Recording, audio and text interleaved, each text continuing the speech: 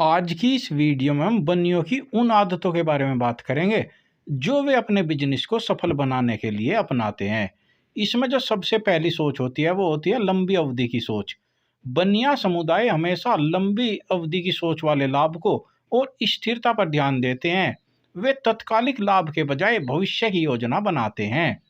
जो दूसरी बात बनियों की खास बात होती है, ध्यान से खर्च करना।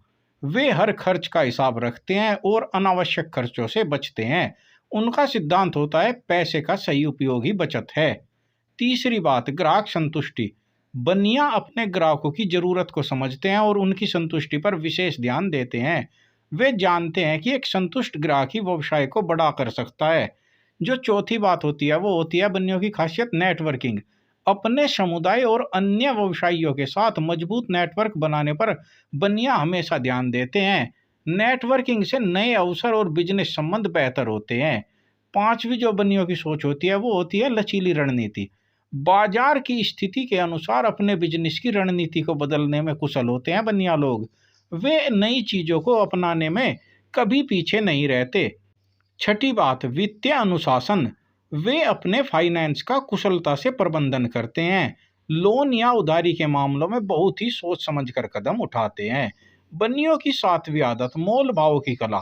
बनिया मोल भाव और सौदेबाजी में माहिर होते हैं, जिससे वे खरीदारी और क्रय और विक्रय यानी कि लेन और देन में दोनों में बेहतरीन सौदे हासिल करते हैं। बनियों की आठवीं आदत होती है वे परिवार केंद्रित बिजनेस करते हैं। बनिया परिवार के सदस्यों को बिजनेस में शामिल करते रहते हैं, जिससे परिवार की एकजुटता और बिजनेस की स्थिरता बनी रहती है। बनियों की नौवीं आदत होती है कस्टमर लॉयल्टी। वे अपने पुराने ग्राहक को बनाए रखने के लिए विशेष योजना चलाते हैं। हर कीमत पर वे अपने ग्राहक को अपने से अलग नहीं होने देते, जिससे उनके ग्राहक लंबे समय तक उनके साथ जुड़े रहते हैं। दसवीं बात, सकारात्मक दृष्टिकोण। वे चुनौतियों को अवसर में बदलने की क्षमता रखते हैं और हमेशा पॉजिटिव दृष्टिकोण अपनाते हैं।